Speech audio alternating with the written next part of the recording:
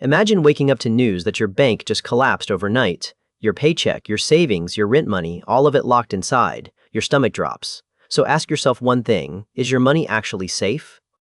Most people just trust the bank is fine. They never ask what happens if it isn't. But banks do fail. They've failed before, and they'll fail again. The good news? A quiet hero is protecting you, and you should know its name. That hero is the FDIC, the Federal Deposit Insurance Corporation. It's a U.S. government agency, and it has one job, making sure that if your bank goes under, you don't lose your deposits, you get made whole, usually within days. Why does it exist? During the Great Depression, panicked crowds rushed to pull their cash out all at once.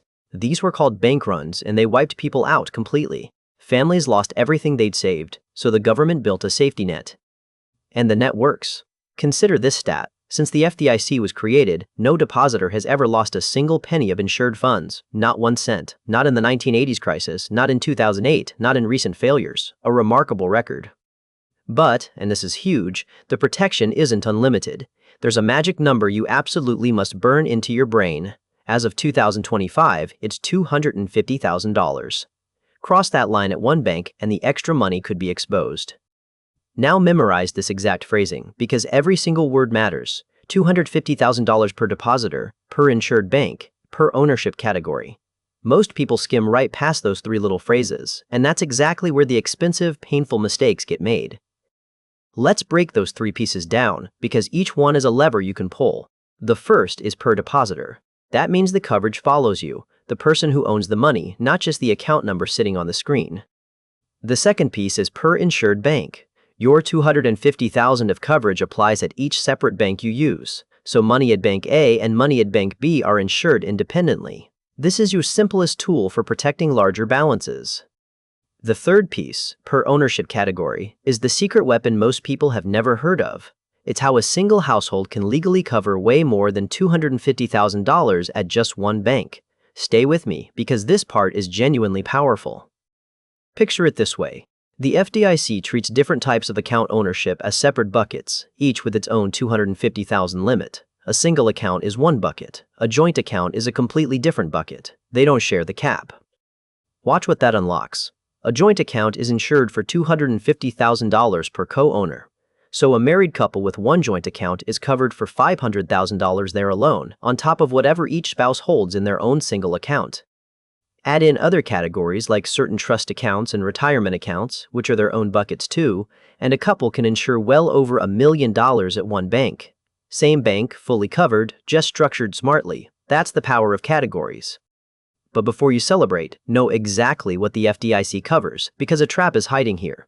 Covered deposits are checking accounts, savings accounts, money market deposit accounts, and CDs. Those four are the safe zone, plain bank deposits, fully backed.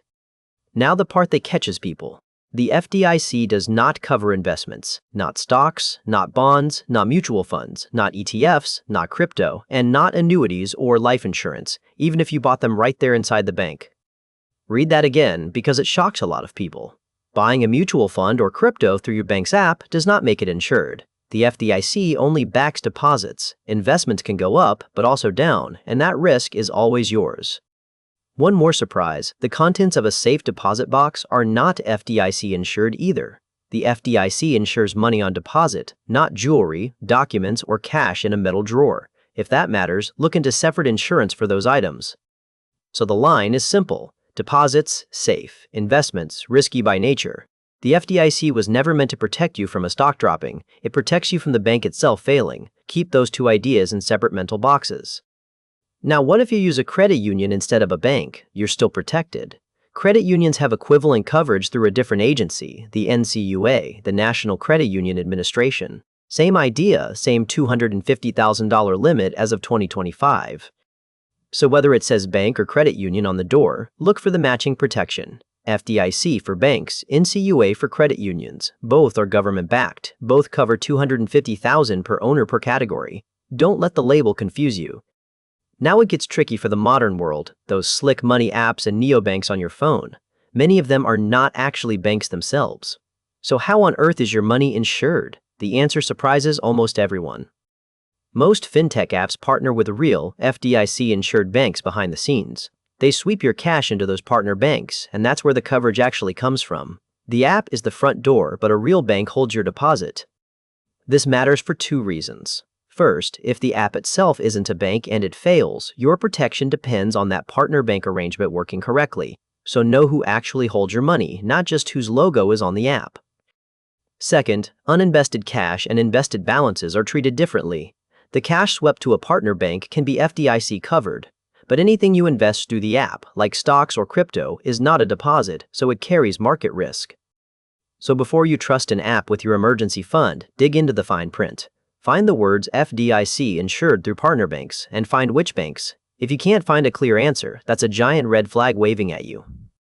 Alright, let's turn all of this into action, because knowledge that just sits there protects absolutely nobody. Here's your simple plan, starting this week. Just 3 moves, and none of them take more than a few quick minutes. Ready? Move 1. Confirm your bank is actually insured. Don't assume. Use the FDIC's free bank find tool online, or look for the official FDIC sign at the branch and inside the app. 2 minutes of checking buys you real peace of mind. Move 2. Add up what you hold at each single bank. If one bank holds more than $250,000 in your name in one ownership category, the amount above the limit is sitting there uninsured. That's the gap you want to close. Move 3. If you're over the limit, fix it. Spread money across more than one insured bank, or use different ownership categories, like adding a joint account to expand coverage at the same bank. Either path gets you fully protected. And here's a comforting truth for everyday savers. If you keep a normal checking and savings balance at one insured bank, you're almost certainly already fully covered. This whole limit conversation mostly matters once your balances get large, so breathe. But large balances do happen, and faster than you'd think. A home sale, an inheritance, a business account, a big bonus. The day a large sum lands, that's the day this knowledge pays off. Now you'll know exactly what to do. Let me give you permission to relax about one thing. You don't need to panic pull cash or hide it under a mattress. The system genuinely works. Your job isn't fear, it's simply staying inside the lines that already protect you. Because the people who lose sleep over money usually aren't the ones who understand it. They're the ones who never bothered to learn the rules. You just learned them. That alone puts you ahead of most account holders out there. Let's lock it in with a fast rundown so this actually sticks. The FDIC protects your deposits if your bank fails, and no insured depositor has ever lost a penny. That's the foundation everything else is built on. The magic number, as of 2025, is $250,000 per depositor, per insured bank, per ownership category. Those 3 phrases are how you can legally protect far more than the headline limit at a single bank. Deposits like checking, savings, money market deposit accounts, and CDs are covered. Investments like stocks, crypto, and mutual funds are not, even bought through the bank. And a safe deposit box is not insured either. Keep those lines clear. Credit unions get the same protection through the NCUA, and with money apps, always find out which real partner bank holds your cash, and remember, invested balances are never deposits. Know who truly holds your money.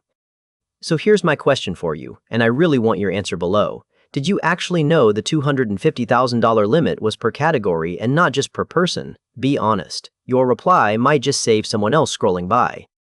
If this made the FDIC finally click, do 3 quick things. Hit that like button, subscribe for one simple money lesson at a time, and share this with someone who keeps too much cash in one place. See you next time.